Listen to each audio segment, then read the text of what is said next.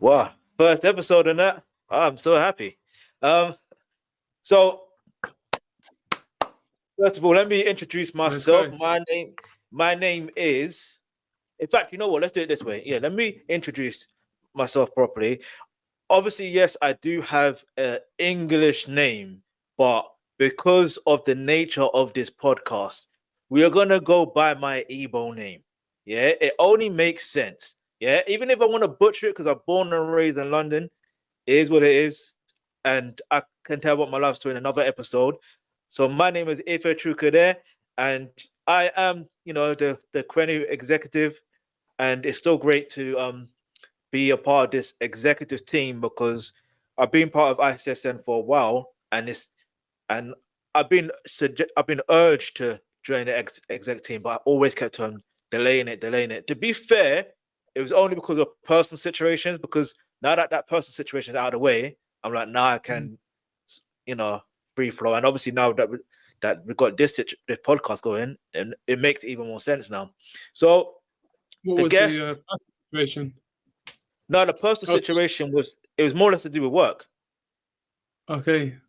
Yeah, because it's a thing of the way I looked at it was my main focus was to make sure I got full-time employment. So as long as I got that out the way, then I can do other things aside from that. But yeah, so the guest I have is, you know what? I don't want to butcher your name. I hate that. Go for it. We have Uchenna. Did I say it right? Yeah. Why not? And you are the part of the exec team, the admin, and so yeah, let's just first of all, how are you? Yeah, I'm well. Good. This is my first time being a guest on a podcast. Perfect. So I'm super, looking forward to it, keen to take part. And I'm so happy that you've invited me today, because I know how much work you've been putting in behind the scenes to get this off the ground. So yeah, I'm open to any questions, anywhere you want to take the discussion. I can try saying my name, Uchenna. Yeah. But I'll probably say it wrong. And this is why platforms like this is needed, especially ICSN, is because we're able to come together to learn more about our culture and how to obviously just say things in the right way. But at the end of the day, the main thing is uniting with each other. That's the main thing, because it's living in the times that we're living in, it's so easy to just be an individual, but in reality, unity is really, really much needed. But let's get into, speaking of unity and speaking of culture, we've got a game. The game is called Kola Nut. So it's like a fire round type of question. So the first question I'm going to ask you is, so it's either one. There's no right or wrong answer. And you can elaborate on it if you want to elaborate. All right, so Egusi or Obono? Egusi. High life or Afro beats? High life, actually. Yeah, high life. I'm a big fan of high life. Interesting. Yeah, I'm more of like the older. So you're a big fan of high life.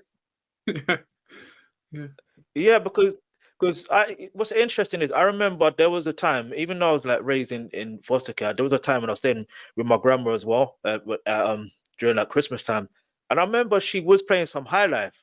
But it's so interesting because as a child, it's like you don't really know per se what genre it really is, but you're just familiar with it. But the older you get, and then you're like, wait, my grandma was still playing that. And I was listening to it. So yeah, high life is it's a genre that is kind of, it's very I don't know, I can hear it in a lot of like of those times, those moments when of joy, of celebration, of sharing. We play a lot of high life music.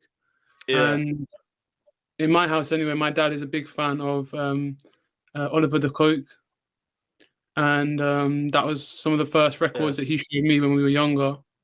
some of his music, and then also Osadebe, who he has that famous song Osondi Owendio, Osondi Owendi. I think one man's meat is another man's poison, is what it means, and I really like that song. I think Burna Boy even used that lyric in one of his songs as well. So I believe he did. Who the music is. Yeah. Perfect. And last one for now is Nollywood classics or new Nollywood? No Nollywood, probably, for me. No. I don't watch TV. I don't watch TV.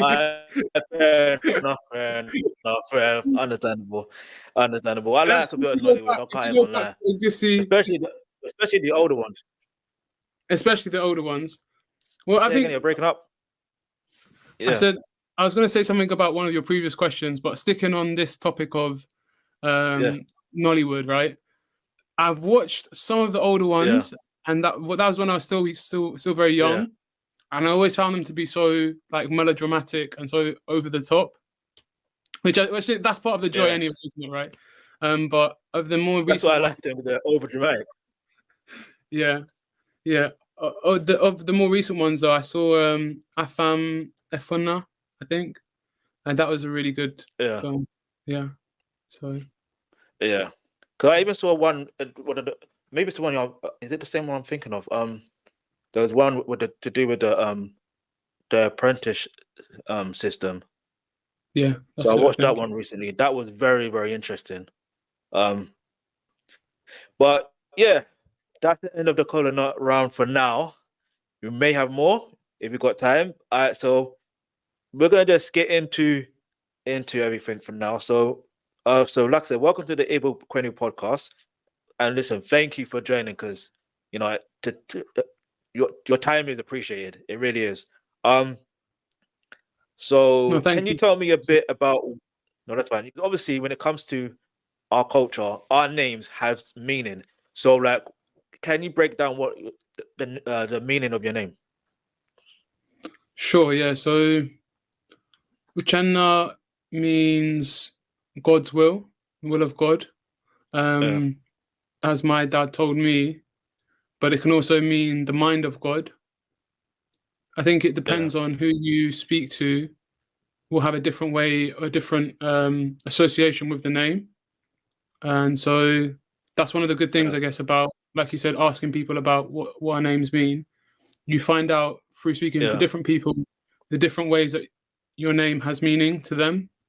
You know, each dialect of Igbo is slightly different. So, yeah. Perfect. And speaking of dialect, so what Igbo state are you from? Enugu State.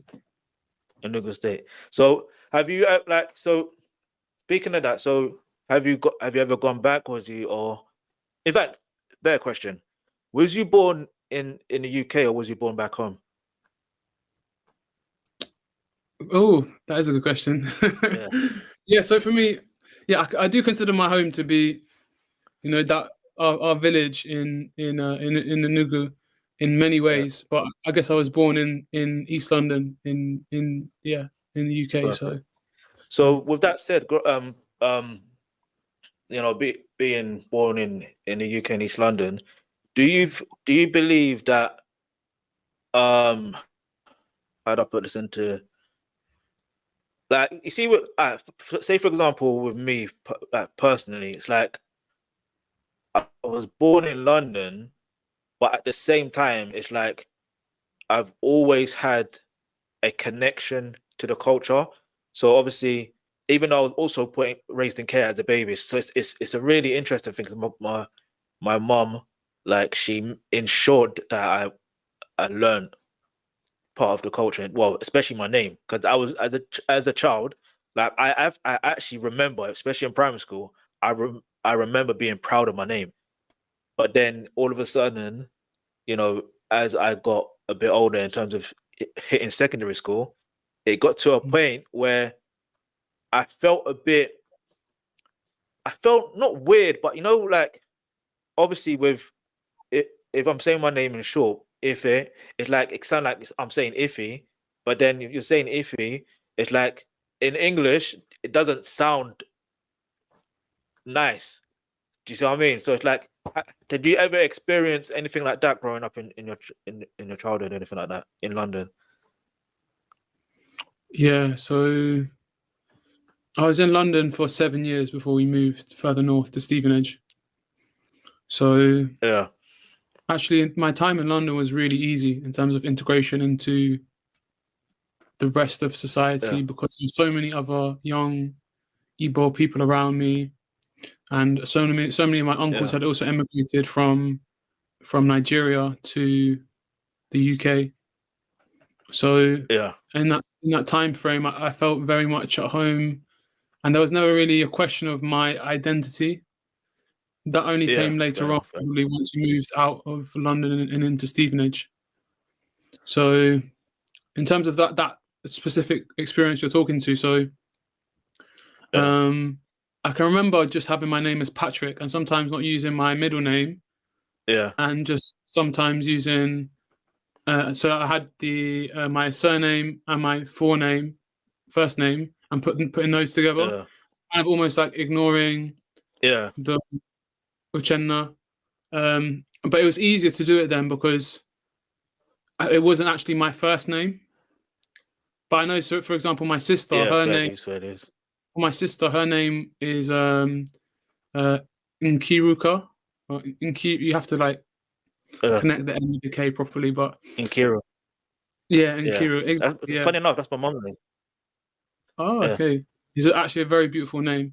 And so it's got a great meaning to it. It's almost like you can say it to somebody, but then also it's a name as well, right? So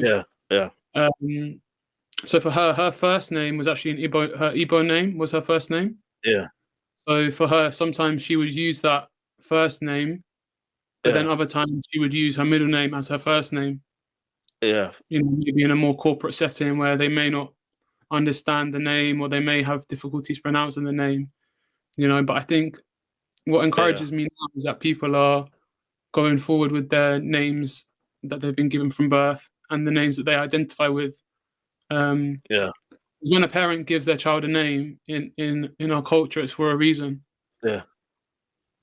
So true. That's true. And speaking of on a continuous form of the saying the names, did you ever like? Because I just thought about it just now, like because I remember I remember it was particularly in a maths class. Was it a maths class? I remember the name of the teacher. That's all I remember. Like I remember his name, but I remember when he would call out my surname, it's like even though he would, I don't know if he would pronounce it right, but at the same time, that there was other kids. This is in secondary school. I remember like other kids would like shout out African Boo Boo, but it's so interesting back then, where in those times, most Africans in general, they would prefer to associate themselves with being Jamaican. But me personally, for some reason, even though my foster mom was Jamaican, I didn't like. I knew that I was like Igbo. I knew that I was Nigerian, so I didn't really find it offensive, even though I knew it was offensive. I didn't have a problem with it. So, did you ever experience anything like that with like children taking a mick or anything like that? Yeah, of course. Yeah, all kinds of racism and I think actually going back to what you said about this whole concept of identifying maybe more with the Caribbean culture or especially Jamaican culture, because that was very dominant at that time, maybe in the 90s. That was something that we all loved and identified with, but maybe our parents or our carers or whoever was looking out for us said, no, that's not the right way to go, that's not for you. Because that's what happened in my family. My dad didn't want to see his son or his daughters adopt a culture that wasn't their own. They wanted us to be Igbo children. and understand what it means to be Igbo first, not to disrespect any other culture, but just to try and preserve our own culture and what it means to be Igbo for us. So we so it's, but it's difficult because I personally, I really I love the influence that this generation has had from those music from Jamaica, from the Caribbean, the whole culture, in terms of what the eating, this like down to the food, like and the belief systems, like for example, Ital food. Like that was something that I was obsessed with, Ital food, and I absolutely loved Ital food because of just the cleanliness of the food, the way it's prepared, the respect that you have for the way it's prepared, and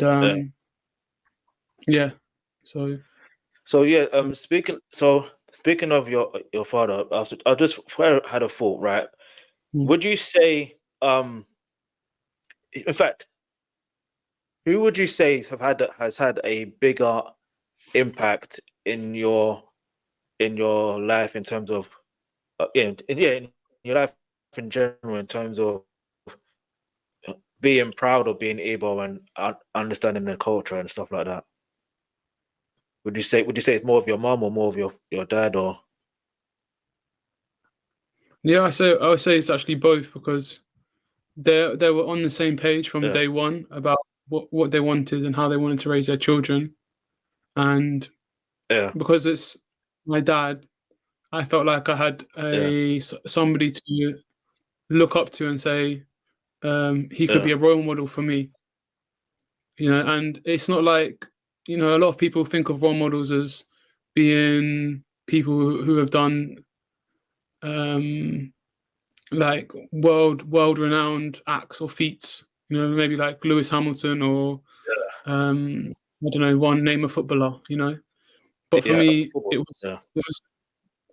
it was always it makes more sense for me because I had my dad to look up to, and I saw him not just how he's in front of everybody, but also behind the scenes. And I saw that actually, to be a great person, to be a great man, you can't just have one public persona and then have a different private persona. You have to be a good person throughout. And I'm not saying he always did it perfectly, but he was always, there were always certain things that he was always very insistent upon. So that things like whenever we would come home, like whenever we stepped through the threshold of the door, he'd always be like, now you're in our house. Remember, you're in my house. And there's a certain way that you conduct yourself. If you want to go outside and behave in a certain way, you can do it. But as soon as you cross this threshold, remember, you're in my house. So things like that always stick with me whenever I'm coming home. So perfect. Also, I like, from one thing I understand as well, from especially with parents, they regularly push education. Not to quote Tony Blair, education. But like, can you share your educational journey, and how did being able influence your education and your career path?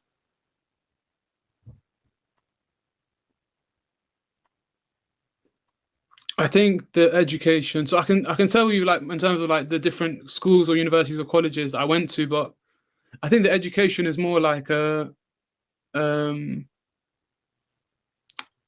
you try to draw out what is within you already, and try to find out what your strengths are, and then find out how you can help the world with your strength, and how you can use your strengths to help yourself as well, in terms of like financially as well. So I think I started off going to a school in Hackney, and from there we moved to a school in Stevenage. Then then I went to do my A levels in the same school. I did really well compared to we have this system where everybody's compared to each other in terms of their education, and so for me, I was really lucky, and I prepared very well according to my my own talents and abilities, in a way that allowed me to do well at A level GCSE. Then I got to pick the right A levels, and then from A level you get into the correct university. So for me, I went from being a very mischievous and playful and curious child to being a university graduate. I studied medicine. I studied medical sciences. I became a doctor, and then the rest of the professional career starts. But what the point that I would like to drive home is that for me, education isn't just about the system. So education is about the system that you're within. So like, let's say you're within the UK system. Education for you is going to mean something different to somebody in that Afam Efona movie. Because for him in that movie, his education was going through the apprentice system. True. And that helped him to thrive within his society. So for me, it was kind of like a war almost for me in education, because I really enjoyed what I was doing, but I never realized that I would come out on the other end and be like a different person. And I don't really agree always with the UK education system. I think it's really it's biased towards money in a lot of ways. And I'm sure probably it's the same. I don't want to get too political because I know we're an apolitical organization, but I found that a lot of the people I went to university with had a lot of inherited wealth, and had been able to move through, or were in a higher class position in the UK. And like maybe like it was like a 55-45 split between private school and publicly educated people. And I felt like when I was at university, there was a lot of there was this feeling that maybe people who were from private schools would be better placed to have been on my course and doing what I'm doing than I was. And being Igbo, it's not like I had an inferiority complex about it. I was just like, this is a system, and I have to get to the top somehow. I was just like, how am I going to do it? And eventually I graduated, so I'm happy with that. I was able to do it, and I wish though it had been more of a system that serves Igbo people better, because the British education system doesn't serve Igbo people. That's what I'm interested in. Fair dues. So I'm gonna ask you as well. So, like, in terms of your career path, how did you? It's like, because there's some people that struggle with finding what they're good at, or they realize later on in life. So, say for example, like with me, for example, I always felt like I always wanted to do music, and it's like, even my foster mom would tell me, you need to pick a profession or a trade. And even like if I remember correctly, my dad, he did say I need to actually, because I need to be an engineer. I can't remember. I remember like I know he basically wasn't, I don't know, misquote him, like God rest his soul, but it's like it's a thing of, when it comes to things like entertainment, it's like it's not really seen as a big deal, if that makes any sense, in terms of, I guess, because they're seeing it from a financial perspective, because obviously when you look at engineer, doctors, and what else there, engineer, doctors, lawyers, of that, things of that nature, those are very good professions, that are long lasting and will help you out financially. So it's the case of the question I guess I'm trying to ask is, how do you know? How did you know, or when did you know, like, this is what I wanted to do? So if there's any advice you can give to anyone, especially let's just say they're at their A level ages now, or even at GCSE level ages. Okay, yeah, I could give you some advice that I was given recently. When I'm still looking for the answers as well, because there's no magic bullet, that can help people with this. I think it's always going to be a journey, but I received some good advice recently, which is from a booklet. I don't know if I do have time to get it. It's just one small side of A5. You can get it. Yeah. Can I get it? You can get it. Yeah, you can get it. It was something that was recommended to me by a careers consultant, so it might be useful for people out there. So it's called I don't know if you can read that. Ikigai. Just about to say it. Yeah. Okay. Yeah, I can see that. Yeah. This is all about basically finding your meaning and your purpose for life. So I read the book. Ikigai is the reason for living of each person, what motivates you and what drives you every day to get up and pursue your dreams, doing what you like and facing the obstacles that arise along the way. So it helps you to really realize, like, let's say you know there's something that you love, there's something that you're good at, there's something the world needs, and there's something that you can be paid for, and trying to triangulate between all of the different points and find out what's the middle point where interests will all overlap. So that's just one model that could be useful. And this book is actually a journal you can get from Amazon. It's not my own, unfortunately, so I won't be making any money, but I can recommend it. Nice. I bought it myself. So it's the Ikigai notebook, Ikigai journal. You can get it on Amazon.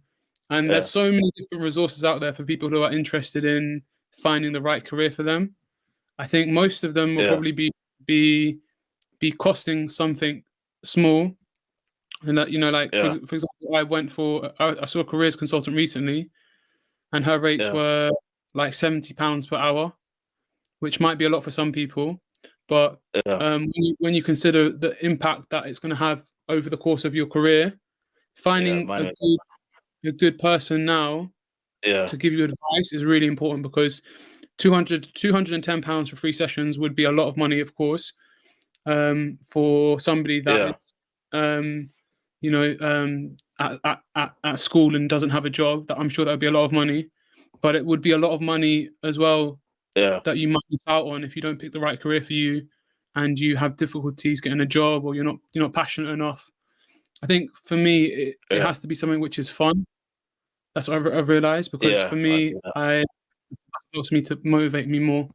But I wonder if this goes back as well to my earlier point about the system that we're within, because I think that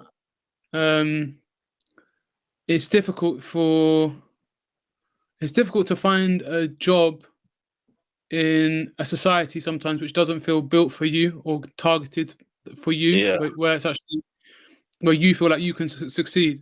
Especially like for me, growing up, my parents were doing menial jobs, cleaning. They weren't like or factory work. They weren't even aware of all the opportunities and things out there. So how could they even come to me and tell me, look, this is what you can do? All they knew is that, a doctor will make a lot of money, this will be a good thing. And it turned out that was actually a career path that was good for me to an extent, but now I've moved on to doing other things. So even with the best intentions, you're still going to make mistakes. It's just about how you pick yourself up from making those mistakes and move forward. True, that's true. Because I was gonna mention the last part on the career path as well. Like I was gonna mention, had I had that information beforehand when I was doing my GCSEs, I even though I'm passionate about music, I don't think I would have ever chosen music as a pathway. I probably would have been a plumber or a carpenter or something like that. That's what I feel like. But I don't. The thing is, I don't regret what I've gone through because in life, God puts you through certain things that you can handle, basically. So it's a thing of I don't regret it, but I just feel like just for the younger generation, I think it's very, very much vital that they have this piece of information early on so they can learn from the previous generation. It just makes more sense to learn from the previous generation. But moving on, because time is actually pushing. It's going really quickly, by the way. The question I'm gonna ask, in fact, let's get into I'm gonna ask her other things, but I could probably get into that a bit I can later. If you need me to, yeah.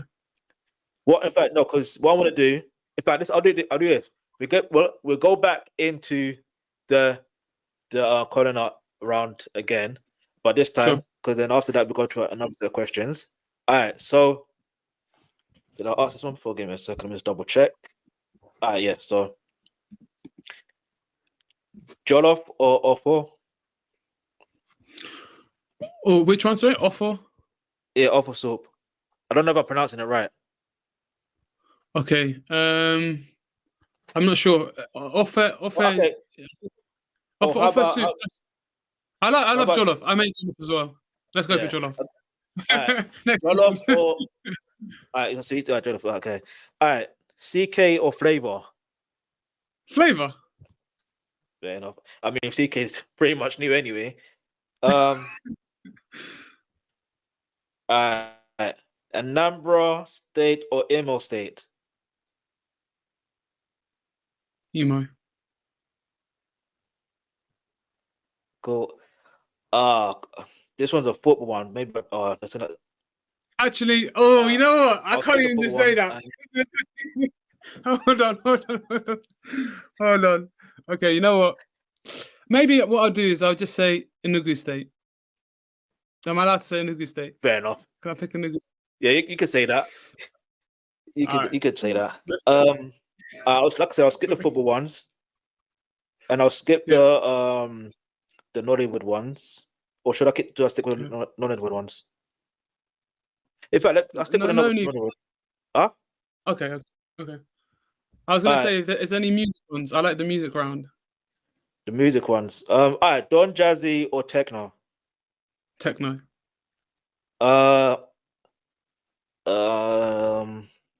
See, I've got no more of the music ones now. I'm actually interested to hear though, Raf, about your music. Because I'm also interested in music as well. Like I used to do a bit of music production, so I'd be interested to hear your music journey. Yeah, my music journey, like I can talk about it briefly. Like my music journey, it's been how can I put it? Like, because I started more or less.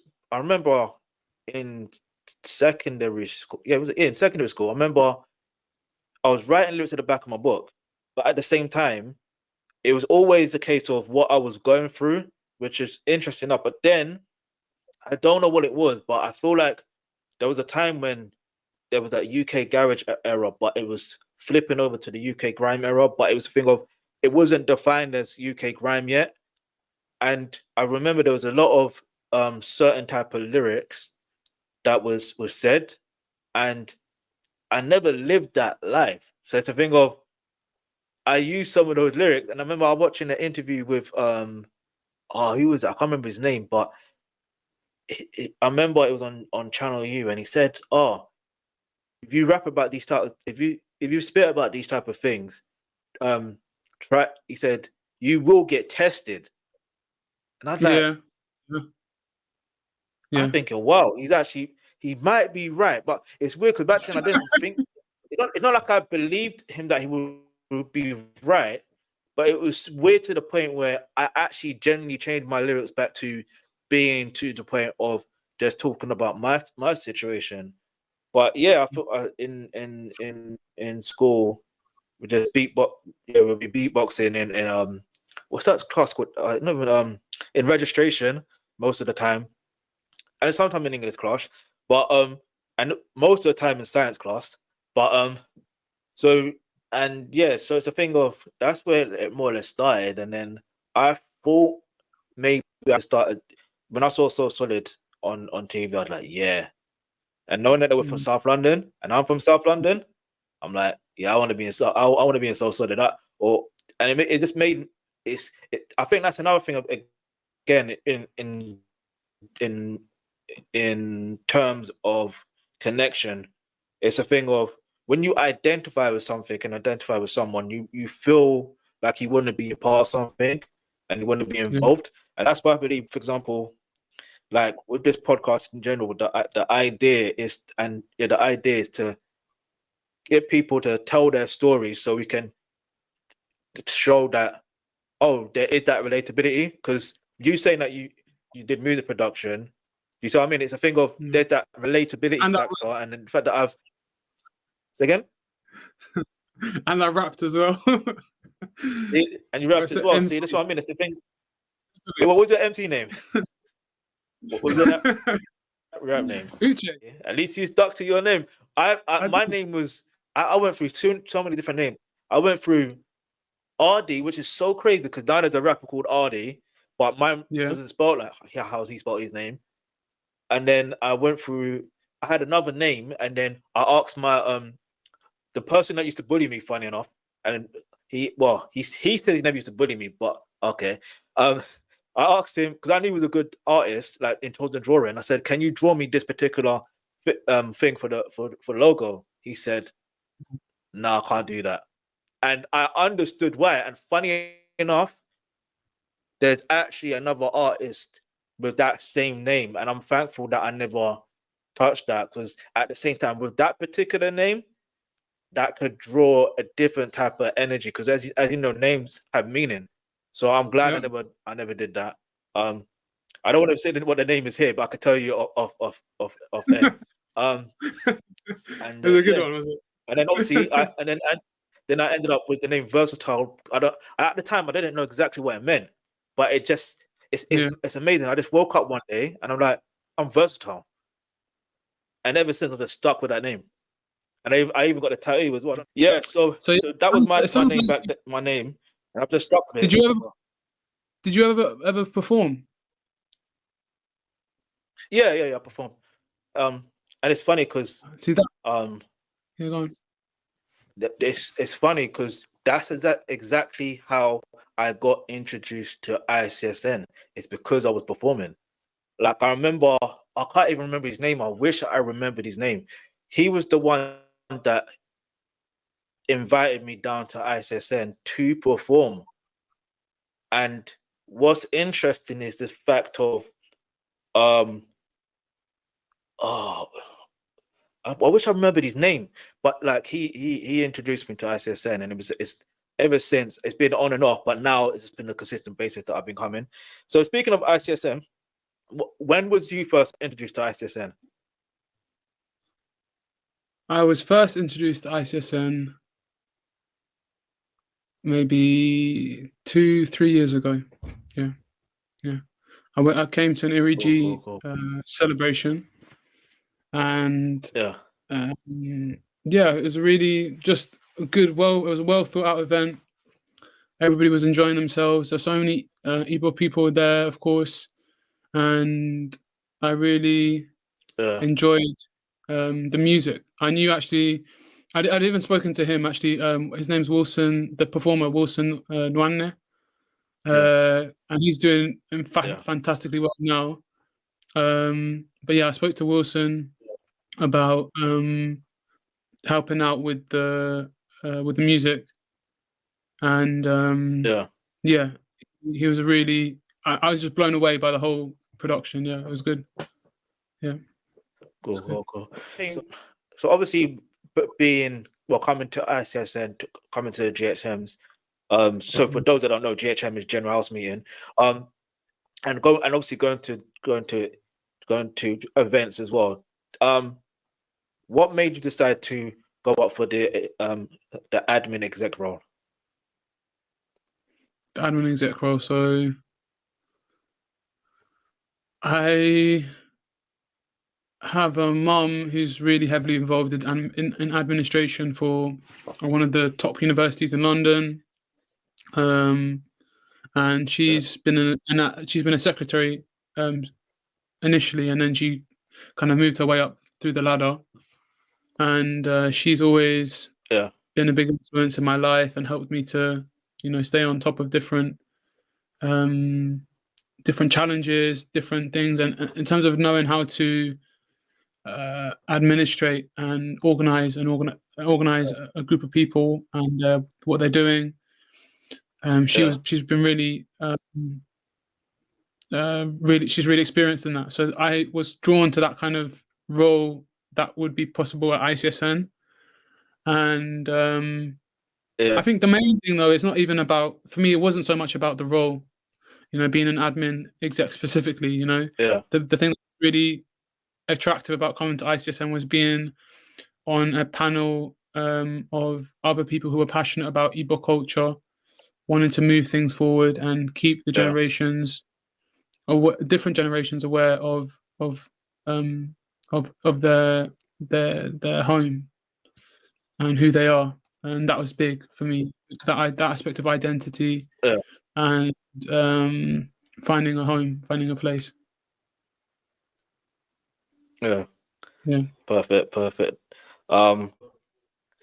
In terms of your future goals, how what are your future goals, and how does your Igbo identity play a role in achieving them? So, for example, me obviously knowing that I'm Igbo, and knowing the very fact that obviously aside from doing this podcast, it's a thing of I'll also create content online, especially doing reaction videos. So knowing that, for example, there's many Igbo artists and I can actually react to their music, that brings me joy, and it makes me realize that I can support their music even further.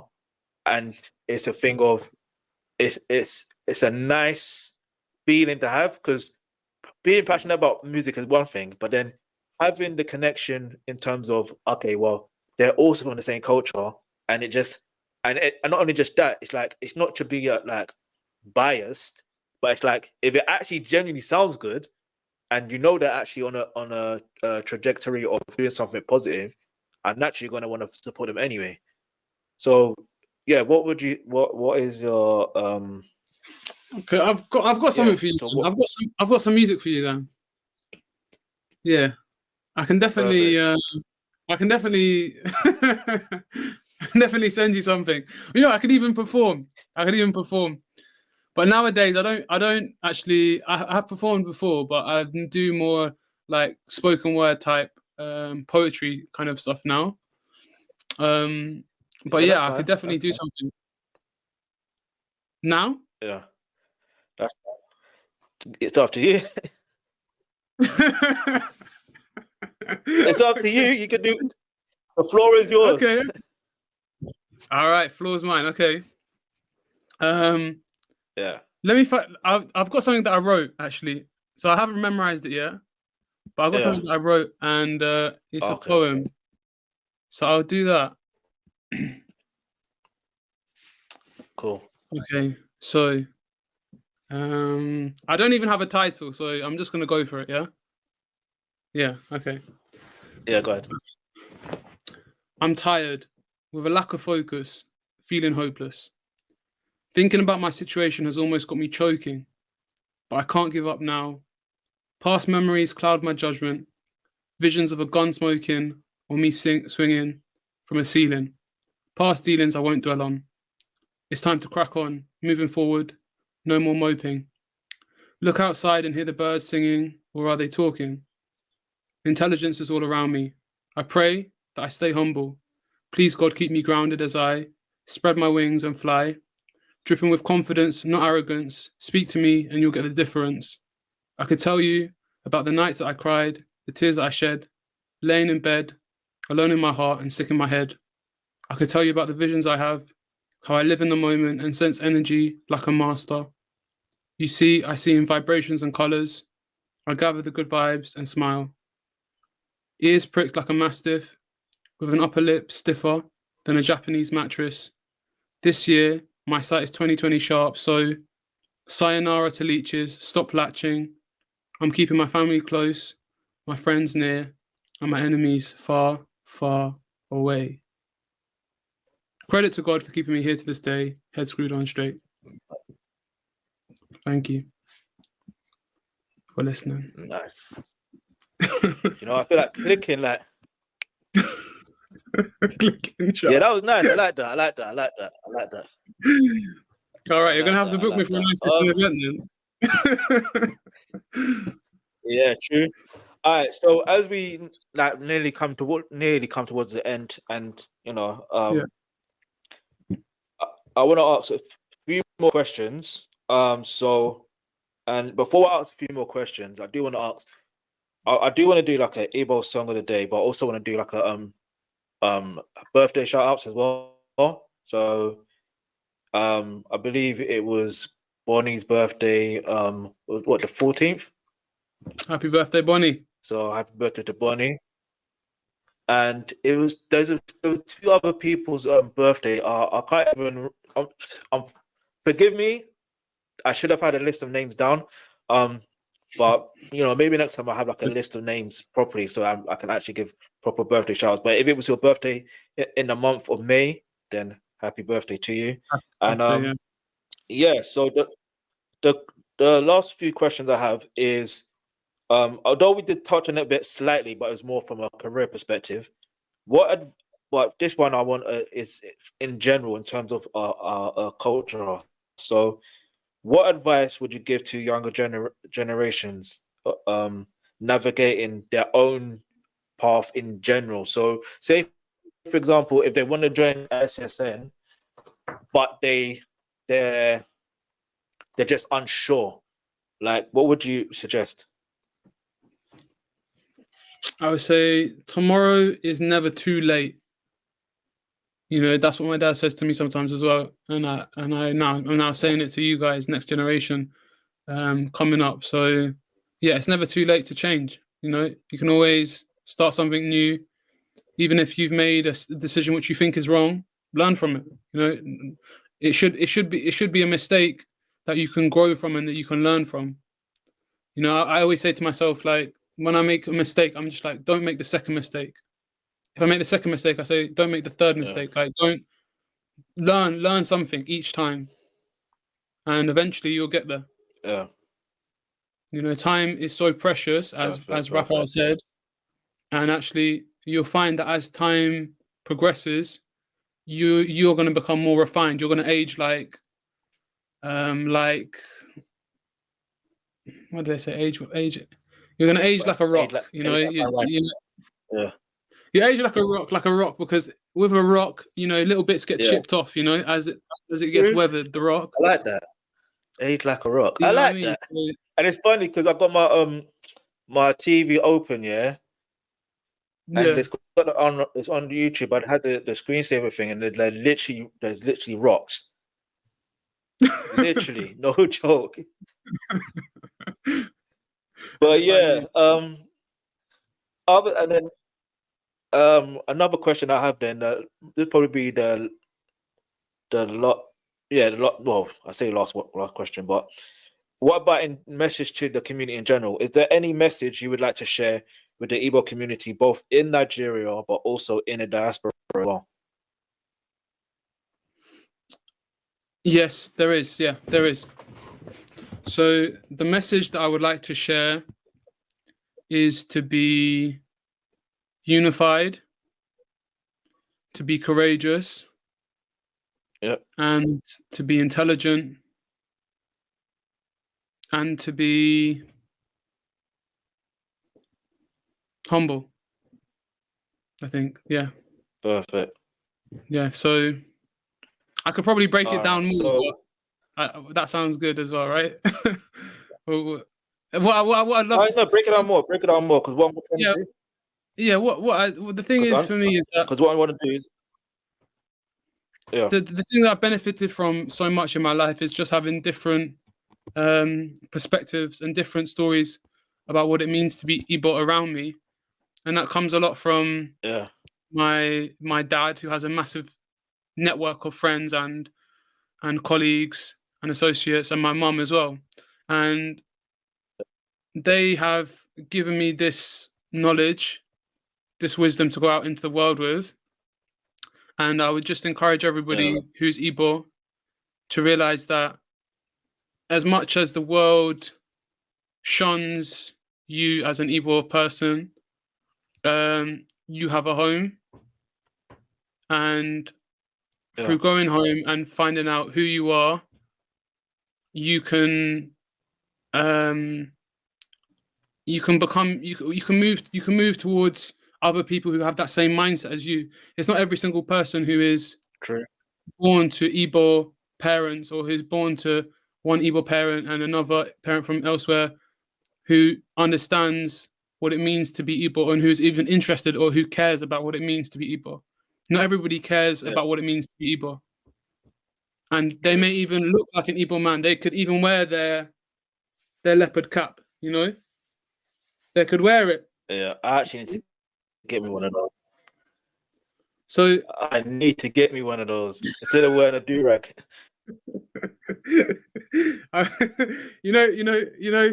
But my point is, though, is that even if you wear one of these and you're wearing your Ishiago, your full traditional, that's not necessarily what makes you an Igbo person or an Igbo man in my case. So it's about moving towards your culture. For me, anyway, this is my opinion. It's about moving towards your culture. Like, what steps do you take to move towards your culture, even and other Igbo people? Because that's really what can change our situation, when we realize who we are and the power that we have as individuals, and then the power that comes from being as a collective is even like 10 times that. So if we can understand ourselves better and understand our place within society and the wider society of Nigeria, and then also internationally, looking at the places like the UK where so many Igbo people live, but they don't actually care to be Igbo. You know, they dismiss it. You know. Yeah. I think for me personally, as someone that grew up in the diaspora, I would love to move back to Nigeria. And I would love to. Not Nigeria. Not like, I'm not going to Maduguri. I want to go to Enugu State. You know, I want to live in my village with my people in Egede. Shout out to anybody from Egede who's listening. And from there, let's see if we can find our peace, because there's always agitation, and there always has to be agitation because we're not living on planet Earth by ourselves as Igbo people. We're living with other groups of people. And as much as there is persecution of Igbo people, we have to also recognize that there's persecution of other groups as well, and learn from what they're doing. Let's not be the guinea pig and for what's happening in the world, because there's been, as we're seeing in places across the world, there are groups that are being persecuted. And they're just getting slaughtered. You know. True. And I don't want to go on for too long, because I know that Raphael's kindly invited me onto his podcast, and he has a message to share. But this is my own personal opinion, and I'll leave it there. No, that's fine. All right. So lastly, we're gonna get in. I like to do that song of the day, because obviously I'm passionate about music, so it's only right to do song of the day, or albums of the day. Or let's just say, technically we could say album of the week. So the album I'm suggesting is Voice of the East, and I do not want to butcher her name. In fact, I'm gonna have to ask you this question then.